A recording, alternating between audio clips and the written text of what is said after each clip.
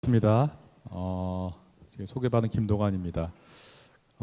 좀 뜬금없는 주제일 수는 있는데, 하여튼 우리 김옥 시장님 말씀처럼 우리 세종대학교의 채플은 이제 기독교적인 창학 정신에 잇대어서 한번 각자의 지평을 넓혀보는 그런 의미가 있다. 그래서 이 시간이 이제 무슨 교회 설교 시간이 아니라 그런 의미를 한번 얘기해 본다. 그래서 그럴 거면 이제 그런 쪽으로 제가 가르치고 공부하는 연구하는 그걸 얘기하면 좋겠다. 왜냐하면 제가 하는 게 좀 이런 특별한 거기 때문입니다.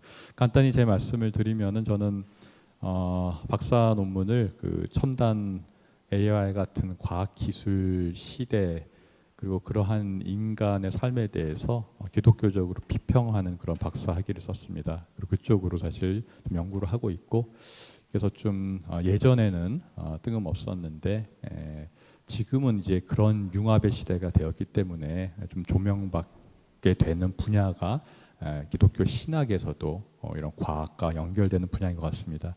그래서 그런 얘기를 좀 오늘 같이 드리면서 이런 인공지능 시대에 대해서 기독교적으로 이렇게도 생각할 수 있겠구나라고 여러분들은 한번 생각해 보시길 바라고, 또 여러분의 관점에서는 소위 인공지능의 시대를 여러분은 어떻게 생각하고 있는지 그런 기독교적인 창학 정신에 잇대어서 여러분의 관점으로 조명할 수 있으면 그래도 좀 의미가 있지 않을까 이렇게 생각하고 시작해 보도록 하겠습니다.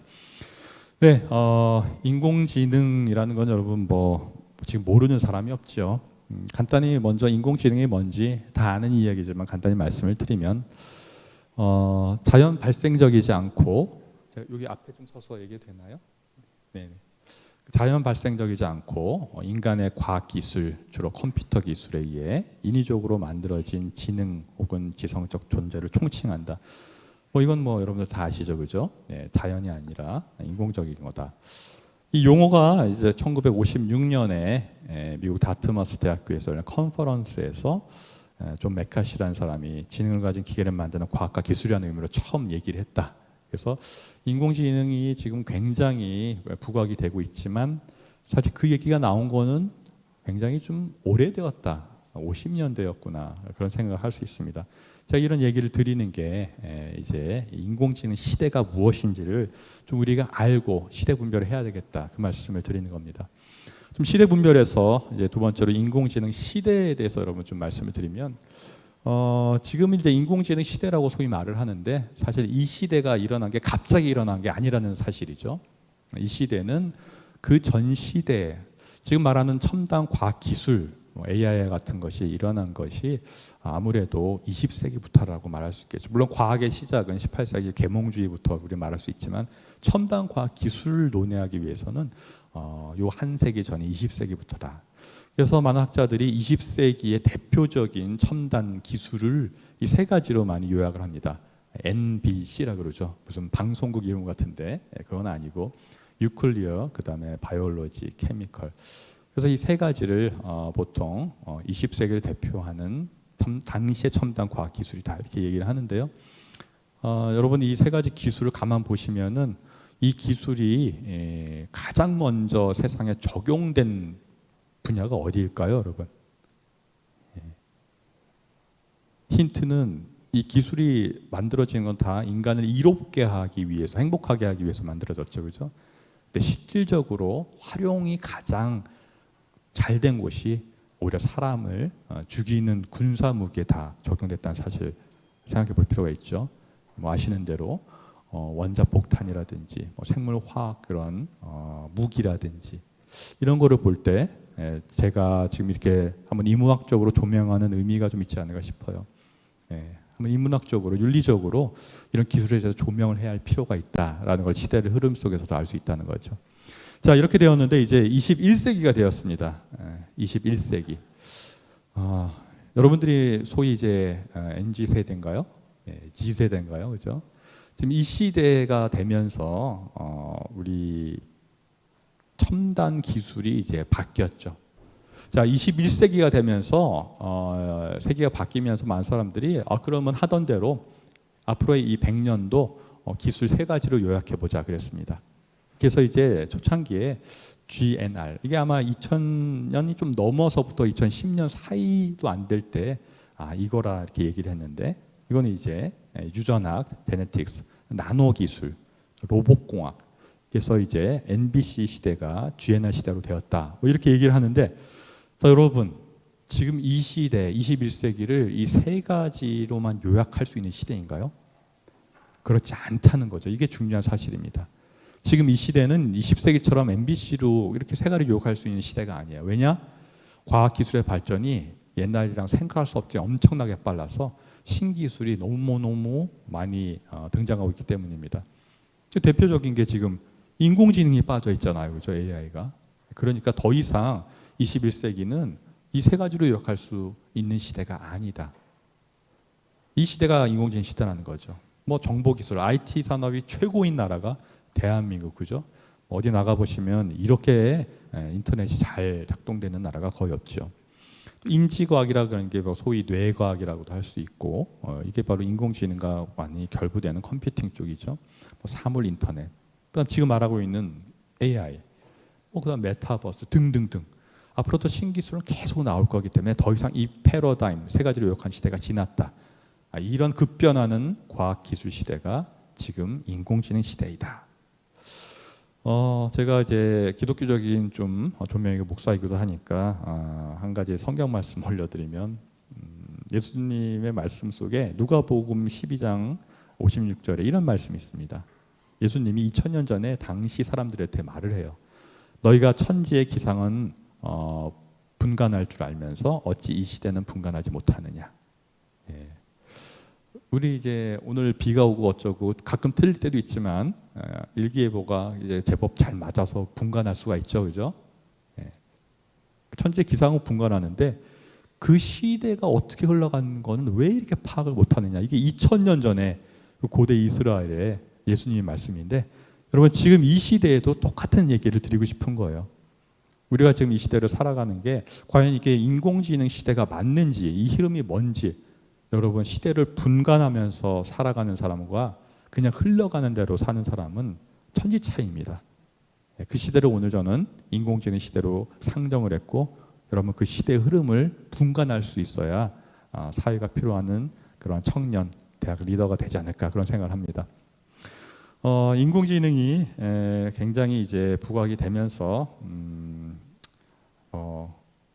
아신 대로 이제 러시아의 푸틴 대통령이 이미 2017년이니까 지금부터 거의 뭐 7년도 전에 이런 얘기를 했었습니다. 인공지능 주도 국가가 세계를 지배한다. 2017년에 이 얘기할 때가 그 1년 전에 이세돌 그 바둑 알파고 쇼크가 일어날 때라 뭐 관심은 있었지만, 이런 말을 할 때만 해도 무슨 뭐 인공지능 갖고 국가가 세계를 지배했는데, 여러분 지금 보십시오. 전 세계에서 인공지능 기술 하려고 야단 법석이고, 대학에서도 인공지능 하고 야단 법석인 거 여러분 다 아시죠? 예. 신학에서도 이런 얘기를 떠들 정도가 되었으니까요. 근데 이분의 이 말이 참 맞는 것 같습니다. 아까 말한 대로 군사기술에 인공지능이 많이 쓰이고 하면서 좀 안타까운 얘기로 지금도 전쟁이 그 뒤에 이제 일으키셔서 지금 좀 예민한 얘기긴 한데, 계속해서 세계가 지금 전쟁 속에 있는데, 그 전쟁이 아까 말한 대로 군사 무기, 인공지능 같은 기술을 통해서 좀 잘못 악용되는 사례라고도 생각할 수 있지 않을까. 그러나 이분의 이 말은 진짜 맞는 것 같습니다. 그죠? 이것을 선하게 잘 활용을 해야 된다. 뭐 이런 얘기를 드리면서 인공지능 시대 분별을 해야 된다. 이 말씀을 두 번째로 드렸습니다. 자, 그러면 이제 인공지능 시대가 그런 시대구나라는 시대 분별을 여러분이 하셨으면, 이제 이 기술 현황을 좀 아셔야 되는데, 뭐 기술 현황을 말한다기보다 계속 말씀드린 대로 그 흐름을 우리 좀 알아야 된다고 생각합니다. 여러분 이제 인공지능 하면은 여러분 방금 언뜻 봤는데, 그죠? 예. 인공지능 하면 언제부터 시작됐습니까? 그럼 여러분 보통 이렇게 많이들 말씀을 하세요. 예. 그거 그때 2016년 그 알파고 쇼크, 그러니까 뭐 이세돌 바둑 프로 구단이 예상을 뒤엎고 4대 1로 패배하게 되죠, 그죠? 보통 인공지능 하면 2016년 아니에요? 그런 말들 많이 합니다. 여러분들 그렇게 좀 생각하시죠? 인공지능 시대가 언제부터 시대라고 불립니까? 그러면 만원경 2016년 알파고 이세돌 이 얘기를 합니다. 퀘스천 마크가 있죠. 과연 그런가 이거예요. 과연 그런가? 그렇습니까, 여러분? 여기 채플 시간이라 막 소통하기가 좀 어려워서 그냥 제가 얘기를 지나가고 있는데 그렇지 않다는 거죠. 이게 지금 굉장히 중요한 얘기입니다. 사실 인공지능은 아까 이제 말씀드린 대로 이미 1956년에 그 용어가 처음 존 맥카시에서 등장하면서 좀 오래된 역사를 갖고 있죠. 자, 그 다음에 이제 이 용어가 나온 다음에 인공지능 기술이 기술적으로 발전을 했습니다. 근데 이제 70년대, 90년대 두 번의 큰 거의 10년의 침체가 있었죠. 이런 얘기가 나오면서 60년대 활발히 하다가 또 침체, 또 활발히 80년대 대대가 90년 침체. 침체된 이유는 여러분 아마 아실 거예요. 왜 그럴까요? 당시 생각했던 그러한 이론대로 쫓아가기에는 컴퓨팅 자체가 너무 쫓아가지 못하는 그러한 시스템이었기 때문에 그것을 돌릴 수가 없었던 거고, 그러다 보니까 관심이 있어서 재정적인 지원을 하던 기업들의 지원이 끊기면서 침체기가 두 번 크게 있었습니다. 그러나 이제 그 뒤에 21세기가 되면서 여러분 아시는 대로 기본적인 기계학습 같은 그런 알고리즘이 생기면서 컴퓨팅도 이제 거기에 쫓아갈 수 있고, 이렇게 되니까 이제 21세기부터 인공지능이 활발하게 일어났다, 이렇게 우리가 얘기를 할 수 있습니다. 이제 급격히 발전하면서 이제는 대중적으로 여러분들의 핸드폰에도 다 인공지능이 들어가 있을 정도로 이렇게 부각이 되었다는 사실이 이게 굉장히 놀라운 사실인데요. 그러면 2016년부터 이제 그 부각이 돼서 팍 떴는가? 아까 아니라 그랬죠. 실질적인 사건들도 많이 있었던 거 이제 여러분들 많이 아실 겁니다. 훨씬 더 전에 97년에 이미 인공지능 프로그램이 바둑이 아닌 뭐죠? 체스 세계 챔피언을 이겼죠. 지금 보시는 대로 얼굴을 감싸고, 우리 이세돌이 한참 뒤에 2016년에 질이라고 생각을 못했던 혹시 아세요?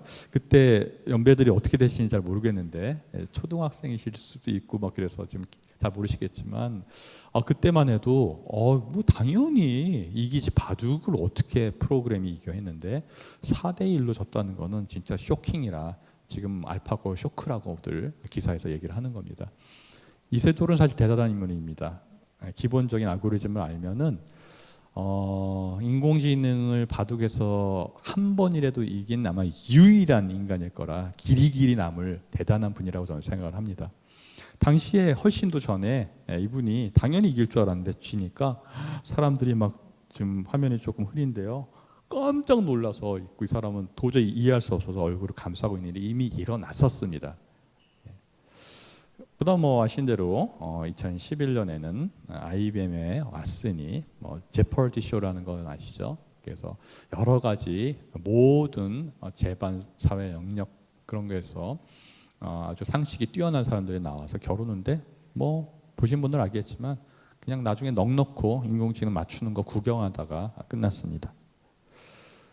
그러면서 이제 2016년에 제4차 산업혁명이라는 것이 뭐 아시는 대로 스위스 다우스 포럼에서 발표가 되면서 인공지능 기술과 같은 기술을 중심으로 이제 1, 2, 3차가 아닌 4차의 새로운 시대가 열렸다. 그래서 2016년에 기념비적인 해이긴 합니다. 그러면서 이제 이세돌 이렇게 구글 알파고에서 지는 뭐 이런 사건이 일어났죠. 자, 여러분 이 흐름을 좀 뭐 다 여러분들 아시겠지만 염두에 둬야 된다는 거예요. 계속 말씀드리는 겁니다. 갑자기 일어난 것이 아니라 어떻게 해요?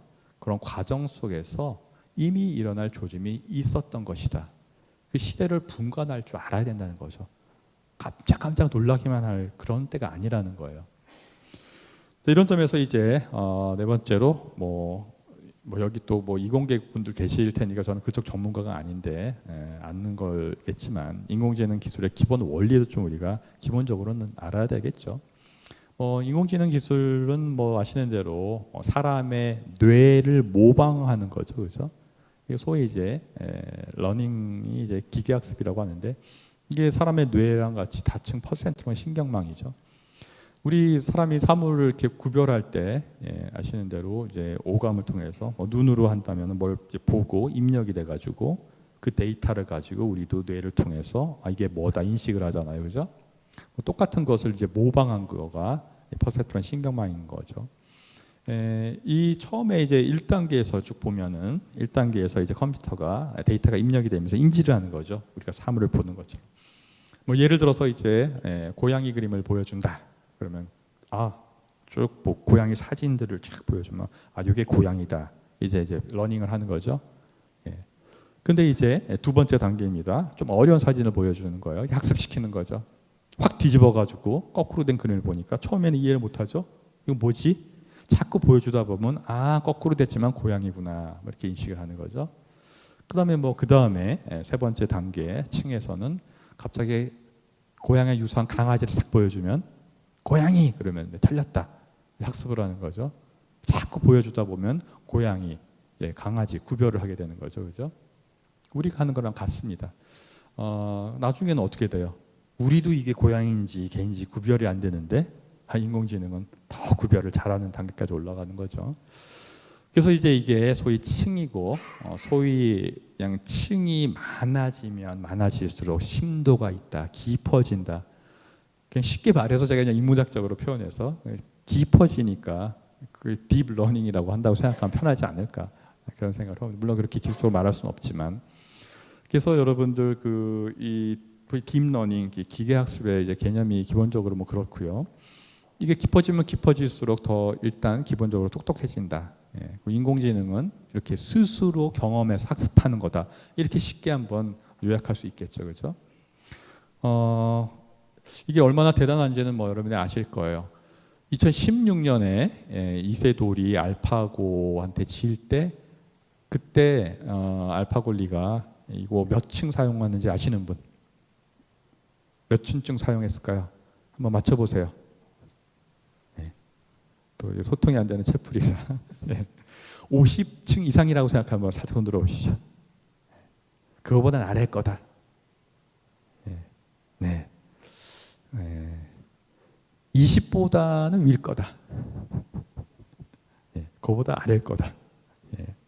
여전히 특별한 반응이 없기 때문에 당시 2016년에 알파고리가 이세돌을 이길 때 10에서 15층 정도 사용했다고 합니다.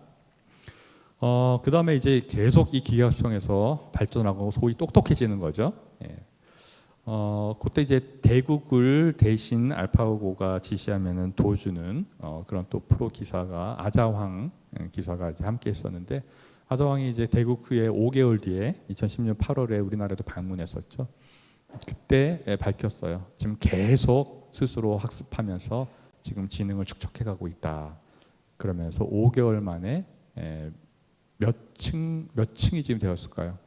몇 층? 150층이라고 합니다. 제가 아까 좀 말을 좀 잘못한 것 같네요. 떨어서 죄송합니다. 정정하겠습니다. 사람이 사물을 파악하는데 10에서 15층 정도 사용한대요. 죄송해요. 사람이 우리가 사물을 간단히 파악할 때 10에서 15층쯤 사용한대요. 근데 당시에 알파고가 이세돌을 이길 때 48층 정도 사용했다고 합니다. 잠깨시라고 다시 정정드립니다. 그런데 5개월 만에 150층이 되었으니까 3배가 넘게 소위 똑똑해진 거죠. 사람이 생각할 때 파악하는 그런 기준보다는 훨씬 높은 거죠. 자, 지금 엄청난 세월이 흘렀죠. 이 기계 학습으로만 갖는 그런 버전이라면 지금 몇 층일까요? 물론 이 층을 높이면 높일수록 하는 것은 또 그게 똑똑해졌다고 말할 수는 기술적으로 없기는 합니다. 엄청난 에너지를 써야 되는 문제도 있고 하기 때문에 한데 이 식으로 하면 지금 이길 수가 없는 거예요. 이것만 기본적으로 알고 있어도 아까 말씀드린 대로 이제 더 이상 바둑 경기에서 인간이 이길 수 있는 그런 시대는 이미 넘은 지 오래입니다. 인공지능의 어떤 틀 속에서 사람을 이긴다는 것은 너무나 당연하다는 것을 알아야 된다는 말을 드리기 위해서 여러분 아시겠지만 기본 원리를 좀 말씀을 드린 겁니다. 자, 이런 기본 원리에서 2016년 하는데 사실 그 한 해 전인 2015년에 요 영상이 돌아다니면서 사실 굉장히 쇼킹했었습니다. 이게 이제 구글의 딥마인드에서 개발한 딥큐 러닝인 거 아시는 분은 아실 거예요. 보신 분들도 있겠죠. 스스로 경험해서 학습하는 것을 보여준 대표적인 게 이미 있었죠. 이거를 흐름을 안 사람들은 뭐 1년 뒤에 그 이세돌 사건은 쇼킹하지 않았습니다. 아무것도 모르는 컴퓨터한테 이제 입력을 해서 넣어주는 거죠. 너 이 게임 해봐. 무슨 게임이냐면은 옛날에 하던 게임인데 벽돌 깨기 아세요? 벽돌 깨기? 예. 너무 모르시나요? 옛날에 우리 어릴 때 많이 했는데 이런 게임이에요. 예. 처음에 이제 입력을 해주니까 얘가 못하죠. 네, 저보다 못하는 것 같아요. 예, 제가 어릴 때 이거보다 잘했던 것 같아요. 근데 얘가 지금 뭐 하고 있죠? 지금 기계학습을 하고 있죠. 경험을 통해 스스로 학습을 계속하고 있습니다. 이제 시간이 좀 흘렀죠. 2시간이 지났습니다. 얘는 이제 소위 딥러닝을 통해서 파악을 했습니다. 2시간 만에 너무 잘하죠. 이제 저는 도저히 이길 수 없는 수준에 갔습니다. 이게 이제 바로 기본적인 기계학습의 그 딥러닝이 되겠죠. 자, 근데 이게 쇼킹했던 이유는 계속 지금 학습하고 있습니다. 4시간이 흐른 뒤에 이 부분 때문에 이게 쇼킹했던 거죠. 여전히 잘합니다.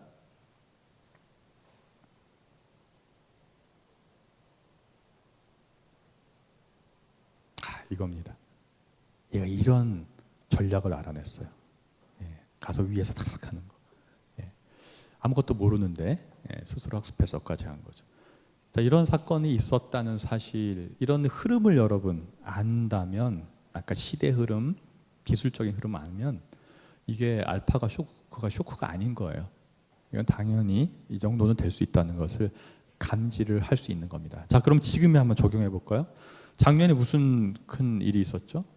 지금도 일어나고 있지만 소위 생성형 AI, 뭐 다 아시죠? 챗GPT. 그럼 생성형 AI인 챗GPT를 대표로 나왔을 때 사람들도 깜짝 놀랐어요. 이건 뭐야? 어쩐 이런 시대가 됐어. 근데 여러분, 이제 여러분들은 놀라지 않아야 됩니다.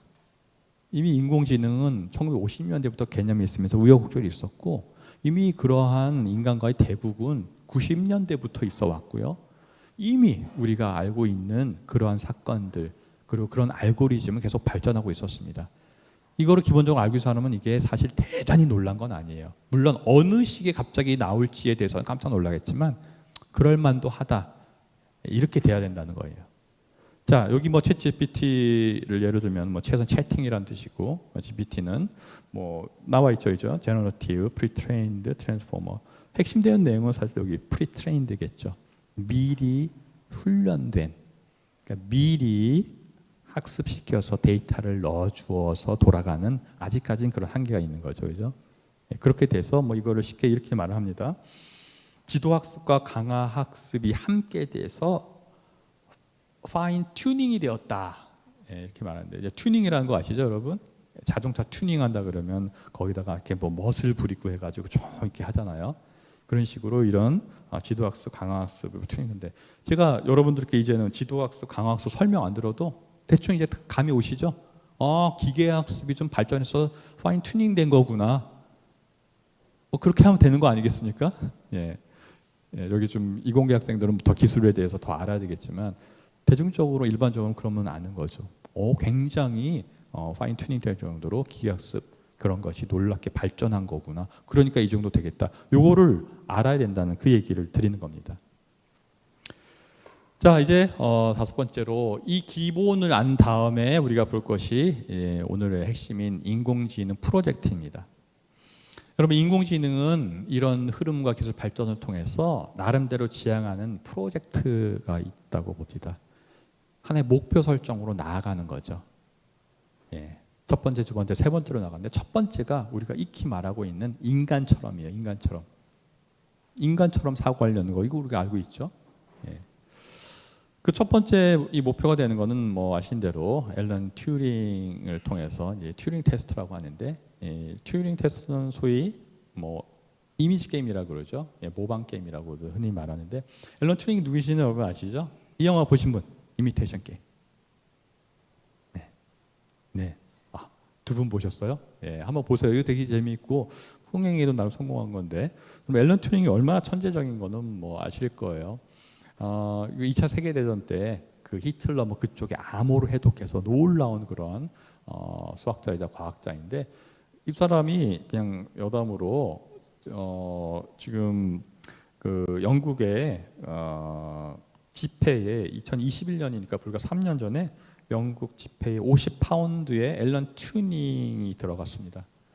굉장히 유명한 사람인가. 우리도 뭐 1,000원, 5,000원, 10,000원짜리에 누가 들어가 있죠? 예, 10,000원짜리 누가 들어가 있죠? 예, 50,000원짜리 누구? 예, 말이 막 다르네요. 심사인당도 나왔다, 뭐 세종대왕 나. 그 정도로 이제 굉장히 천재 과학자가 50파운드에도 들어갈 정도니까 굉장한 천재 과학자죠. 자, 이 사람을 통해서 이제 우리가 튜링 테스트라고 말하는데, 뭐 그 원리는 뭐 이렇죠. 막이 있고 앞에 가려져서 맞추는 C인 인간이 지금 대답하는 이 존재가 인간이 사람인지 모르는 거죠. 어떤 질문을 이제 합니다. 그러면 대답을 하는데, 이 컴퓨터 A 그리고 사람 B 이 대답하는 존재가 도대체 누가 사람이고 누가 컴퓨터인지 모른다라고 C가 판단되면 그때 튜링 테스트를 통과했다. 인간처럼 사고한다. 이게 기본인데, 이것이 지금 깨졌다고 생각하시는 분, 아직 안 깨졌다고 생각하시는 분, 뭐 이러는 분도 있고 해. 한때 이제 그 유진 구스트만이라고 이제 러시아의 인공지능 프로그램에서 이미 2014년에 자기가 이거를 깼다라고 말을 하기도 했습니다. 당시 이제 유진 구스트만이 이제 채팅을 해가지고 하는데, 답을 하는데 사람들이 이제 사람이 대답해 주는 건 줄 알았는데 밝혔죠. 사실 유진 구스트만이라는 프로그램이었다. 우리가 이거를 깼다. 물론 지금도 이게 이제 깨진 기록이라고 말할 수 있지만 여러 가지 애매하긴 합니다. 그런데 벌써 10년 전에 이런 일이 있었고, 지금 여러분들은 어떻게 인공지능이랑 채팅할 때 대화하고 하면은 여러분 이게 사람인지 아닌지 구별이 돼요? 되면 아마 여러분이 인공지능일 정도로 지금 인공지능이 대답하는 게 사람 못지않은 채팅에서 대답이 나오고 있죠. 그게 GPT 아닙니까? 그죠, 사실? 그런 점에서 볼 때 튜링 테스트가 부분적으로는 좀 깨지지 않았는가 생각합니다. 퀴즈 하나 드리면, 그러면 알파고, 바둑 대국이 있었던 그 알파고 이세돌 사건 때, 그때 튜링 테스트가 바둑판에서 깨졌다고 생각하시는 분, 안 깨졌다고 생각하시는 분, 지금 무슨 말인지 잘 모르겠다, 좀 졸리다. 바둑판이라는 그 룰 안에서는 깨지지 않았는가라고 저는 조심스럽게 생각합니다. 왜냐하면 바둑판 룰 속에서 딱 비칠 때, 물론 아자왕이라는 인간이 도와줘서 시키는 대로 그 바둑을 놨지만, 그 바둑판 안에서 탁탁 노는 거를 그냥 화면으로 만약에 대국을 본다고 하면은 프로 9단도 이길 정도의 실력으로 놓는데, 이게 지금 사람이 하는지 이게 진짜 컴퓨터가 하는지 분간하기는 어렵지 않겠어요? 그 정도 실력이면. 그런 점에서는 그 룰 속에서는 튜링 테스트가 깨졌다고 말할 수 있지도 않을까, 저는 그렇게 생각을 해봅니다. 이게 이제 소위 강인공지능으로 모든 범위에서 하지는 못하지만 어떤 틀 속에서 깨지지 않았는가 이미. 자, 이제 두 번째, 인간을 넘어서입니다.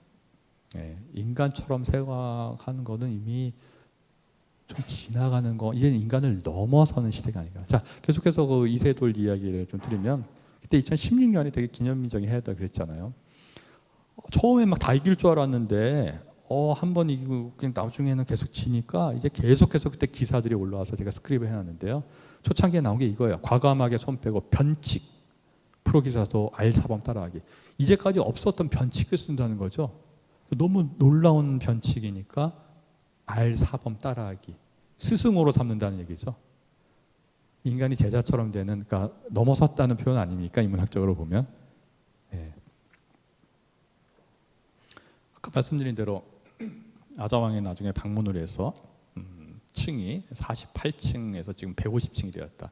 사람은 10에서 15층 정도로 인식을 하는데, 뭐 이런 얘기를 하면서 이제는 2점 접어들 실력이다. 이미 5개월 만에 그 말했는데, 바둑을 잘 못하지만 바둑 좀 잘하시는 분은 2점을 접어준다는 거는 이거 뭐 어마어마한 거라 그러더라고요. 최근에 혹시 세작 뭐 이런 드라마 보신 분? 예, 거기서 2점을 접어두고 하면은 뭐 엄청난 거겠죠, 그죠? 공부만 하셔도 뭐 물어봐도 보신 분이 하나도 없네요. 영화도 없고 요즘 드라마도 없고, 저만 그냥 이렇게 즐기고 있나요? 예. 뭐 이런 시대가 되었다는 거. 자, 여기서 이제 소위 강인공지능, 약인공지능 얘기가 나오는 겁니다. 자, 이렇게 되면 인간을 넘어서는 단계가 도대체 어디까지 갈 것인가? 글쎄요. 많은 사람들이 얘기를 하죠. 뭐 약한 인공지능은 이제 어떤 틀 속에서 운행되는, 우리에게 이로움을 주고 배달하고 그런 거 로봇만 뭐 이런 거죠, 그죠? 이세돌을 이긴 그 바둑 프로그램. 근데 소위 이제 강인공지능, 인간을 넘어서는 인공지능 얘기를 할 때, 이거는 못 깰 것이다 하는 게 흔히 감성, 창조성, 예술성인 거 아시죠, 그죠? 감성, 창조성, 예술성은 결국 이거는 도저히 넘사벽일까요? 넘사벽일 것이다라는 분, 언젠가 이거 다 넘어설 것이라는 분, 이미 꽤 넘어섰다고 생각하는 분. 네. 나머지는 뭐죠? 네. 내가 인공지능이라는 분인가요? 네. 자, 한번 보겠습니다. 이거 다 옛날 얘기예요. 그때 2016년 기념병일 시대에 일어난 것만 제가 뽑아왔습니다. 자, 여기 수필이에요. 그날은 구름이 들이온 잔뜩 흐린 날이었다. 방 안은 언제나처럼 최적의 온도와 습도. 요코 씨는 그리 단정하지 않은 모습으로 소파에 앉아 시시한 게임으로 시간을 보내고 있다. 오늘 날씨랑 조금 어울리는데 뭐 무난하게 잘 썼죠, 수필. 여기 나온 다음에 이제 이 프로그램 만든 사람이 말했죠. 이게 일본 문학상 공모전 1차 심사를 통과한 뒤에 밝혔습니다. 인공지능 프로그램에서 돌린 것이라고. 기본적인 세팅을 넣어주고 돌린 거죠. 일단 이렇게 해서 1차 심사를 통과한 게 이미 2016년이고 뭐 아실 거예요. 지금은 뭐 이제 저작권 매기도 있고 인공지능이 만든 소설책 좀 출판이 되고 막 그런 시절인 거 아시죠? 예. 이미 2016년에 그런 일이 일어났다는 거죠. 그러면서 이것도 뭐 누구 화풍인지 여러분 아시죠? 음악, 미술 이런 거 좋아하시는 분 좀 아실 거예요. 렘브란트인데요. 렘브란트는 기독교에서 되게 중요해요. 예수님의 일대기를 전체적으로 많이 그려서 렘브란트로 기독교 서적도 많이 나오고 대표적인 그런 기독교 화가이기도 한데 이 풍을 가지고 역시 인공지능이 한 거죠. 뭐 이렇게 넣어주는 거죠. 기본 세팅 데이터를. 이제 뭐 중세, 뭐 중년 남성이고 모자를 쓰고 그런 옷을 입었다. 그려보라. 그다음에 3D 프린팅을 해서 이렇게 하고 제일 중요한 것은 이건 렘브란트 화풍을 묘사해보라. 이렇게 한 거죠. 중요한 사실은 뭐죠? 2016년에 이 그림이 당시 한화로 900만 원에 경매에서 팔렸다는 사실이에요. 작품성 인정받은 거 아닙니까? 제가 개인적으로 제일 좋아하는 거는 뭐 다들 좋아하시는 것지만 이제 고흐 화풍 좋아하는데요. 누가 봐도 딱 고흐인 거 아시겠죠? 좀 화면이 좀 흐리긴 한데 좀 보이세요? 누가 봐도 고흐 화풍이다 하는데 역시 그런 거죠. 뭐 음악적으로도 지금 뭐 이제 인공지능이 이제 오케스트라까지 작곡을 해서 발표를 하고 그런 시대인데 처음에 시작하던 2016년에 한창 시작하는 게 중요하죠. 그때 기념비적인 곡이 하나 있었어요. 음악 쪽에서도 구글에서 만든 이렇게 협업한 게 아니라 진짜 인공지능 스스로 했던 독주곡, 피아노 솔로곡이 있었어요. 왜 이제 최초 인공지능 스스로 했다는 것으로 지금 남아 있는데 이게 이제 1분 몇십 초짜리 짧은 곡인데 인공지능 스스로 한 거 한번 들어보세요. 좀 유치하긴 하지만.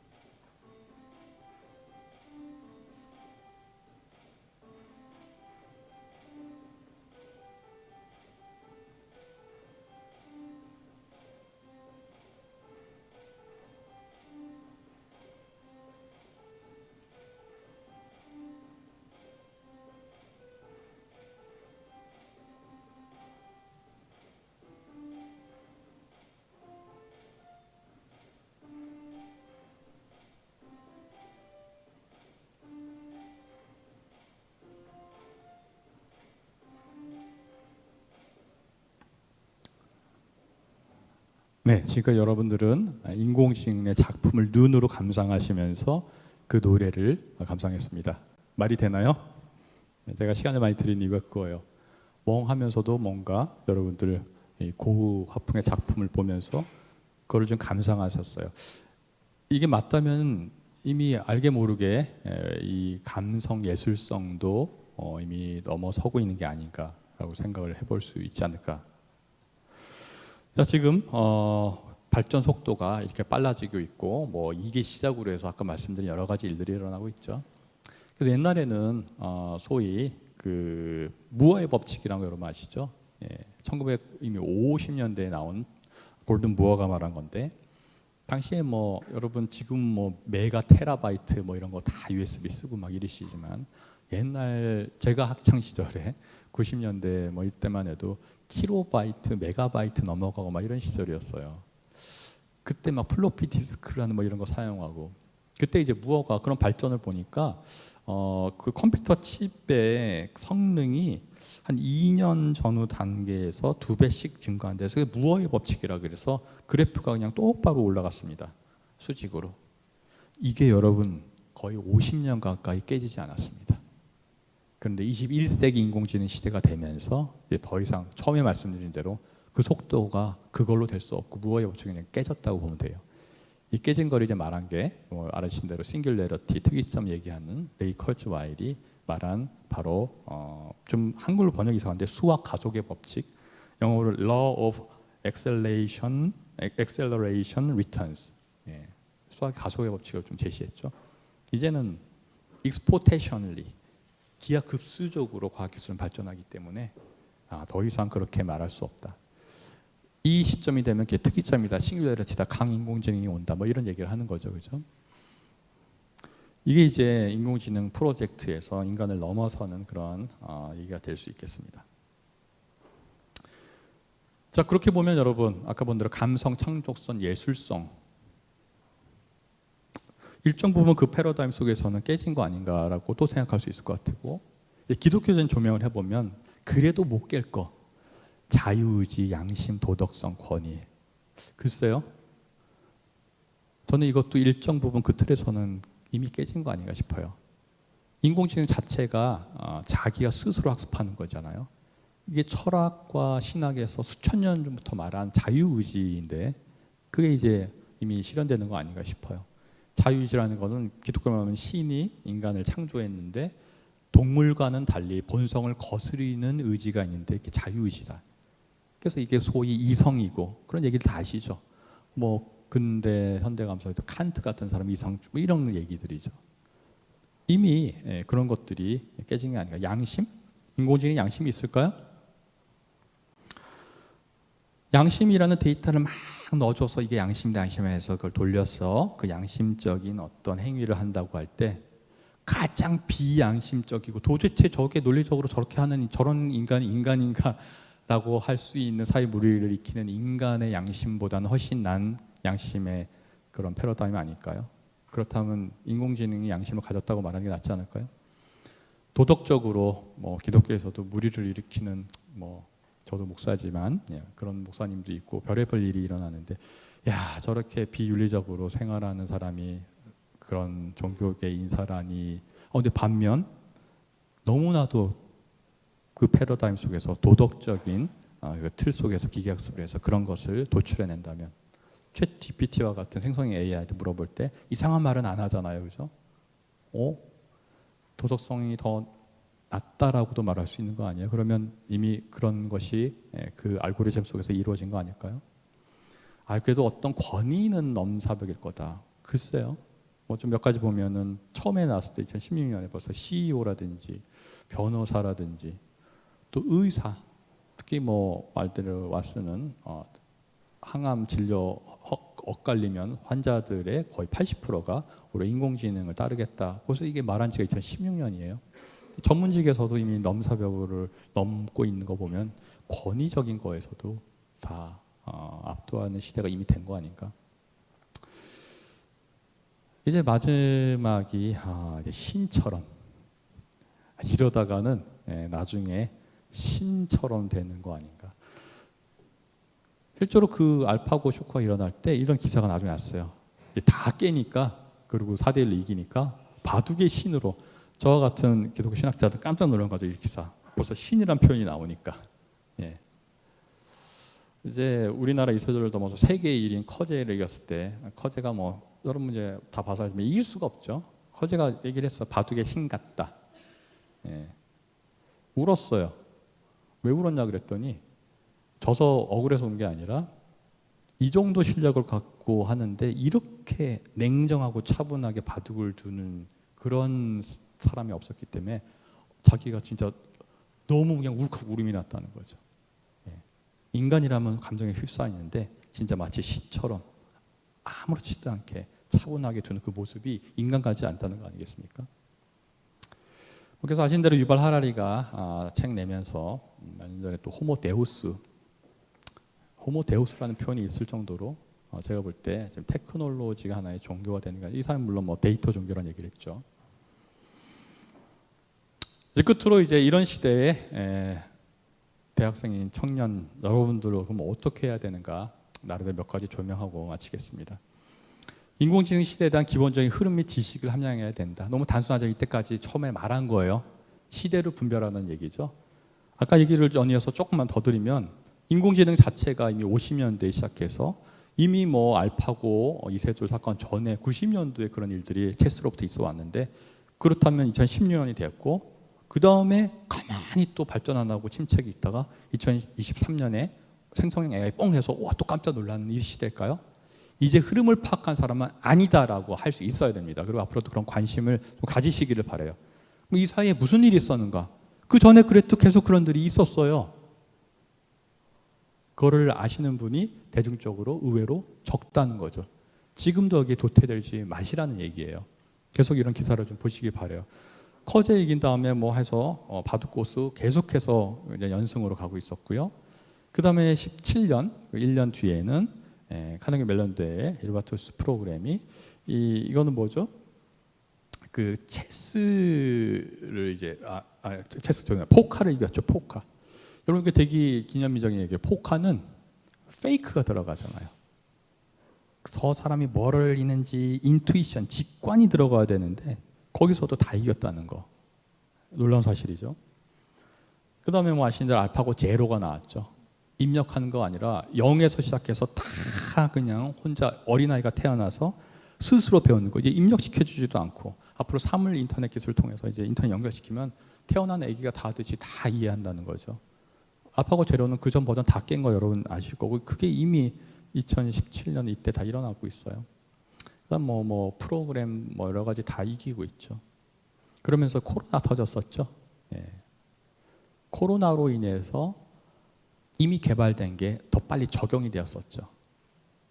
그 기념비적인 사건이기도 해요. 교회적으로도 온라인 기술이 교회에 가장 빨리 도입된 것이 교회가 되는 그런 시대가 일어났고, 그다음에 뭐 페이스북이 메타로 가고 메타 처치 얘기가 나오고 있습니다. 여러분 메타가 지금 코로나 끝나서 주춤할까요? 그렇지 않습니다. 첨단과 기술이 계속 발전할 거예요. 메타버스 좀 아시는 분 알겠지만 그 속에 합성 데이터, 이거는 인공지능 기술 없이는 이루어질 수 없어서 이것의 연장선상이라고 보기 때문에 인공지능이 지금 발전한 추세를 볼 때 메타버스도 그렇지 않습니다. 이런 걸로 볼 때 여러분, 그럼 이게 깜짝 놀랄 일인가요? 앞으로 어떻게 될까요? 이제는 놀라지 마시기 바랍니다. 성경 구절 두 번째 하나 보여드리면 이런 구절이 있어요. 두려워하지 말라, 내가 너와 함께함이라. 놀라지 말라, 나는 내 하나님이 됨이라. 여러분 이제 놀랄 필요가 없어요. 이 기본 개념과 흐름을 아신다면은 앞으로 또 뭔가는 나올 건데 그 와중에 계속 발전된 상황이 있을 것입니다. 이걸 팔로우를 잘 하시길 바라고, 여러분의 전공과 잘 연결시키면 진짜 성공하실 거예요. 어떤 분야든지 융합을 통해서.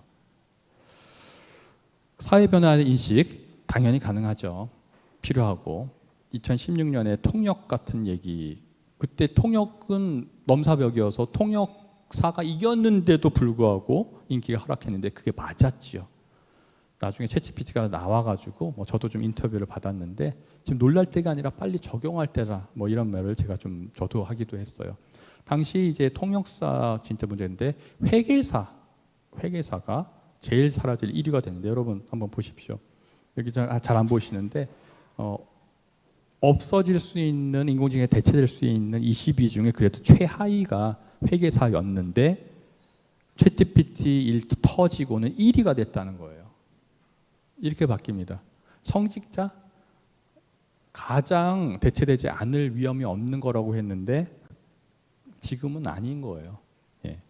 아까 말한 대로 뭐 설교문도 뚝딱한다. 기독교에도 난리도 아니죠. 지금 챗GPT를 통해서 물어보고 설교도 듣고 아까 말한 그런 여러 가지 무리를 일으키는 분들보다 챗GPT 설교를 더 이런 시대가 지금 되었다는 얘기를 드리는 겁니다. 이런 사회 인식을 하고 결국은 사라질 거 모든 분야입니다. 모든 분야가 가능성이 있고 순위가 다 바뀔 거니까 모든 내 전공 분야가 위기일 수 있다 생각하고 대처하는 게 편할 거예요. 그리고 적용시켜야 된다는 게 중요하다는 사실이죠. 교회 인간에 대해서 지금 제가 계속 얘기하고 있죠. 지금 이 시대 살아가는 인간은 무엇인지. 저도 지금 신학을 통해서 말하듯이 다학제적인 공부, 융합해야 됩니다. 그냥 떠드는 얘기가 아니라는 것. 그건 물론 놓칠 수 없는 기독교에서는 영성 이런 부분은 계속 유지를 해내야 되겠죠. 그것만이 이제 넘사벽이라고 생각하는데 이것도 좀 캐스천 마크긴 해요. 그러기 위해서는 인간만이 할 수 있는 영성, 도덕성, 윤리성 유지를 해야 인간성이 유지가 되지 않겠어요? 아니 그러면 뭐 직업 대체가 아니라 인간에 대한 존재 자체가 대체될 수 있는, 지배될 수 있는 것까지 도울 수 있지 않을까? 좀 부정적인 게 아니라 긍정적인 비평을 해보는 겁니다. 이런 식으로 좀 여러분 생각해 보시면 좋겠다 해서 이 사람은 좀 이렇게도 볼 수 있구나. 이 인공지능 시대에 나는 내 전공에서 나는 어떻게 이 시대를 바라보고 적용시키고 살아가야 될지를 좀 생각할 수 있는 시간 되셨기를 바랍니다. 경청해 주셔서 감사합니다.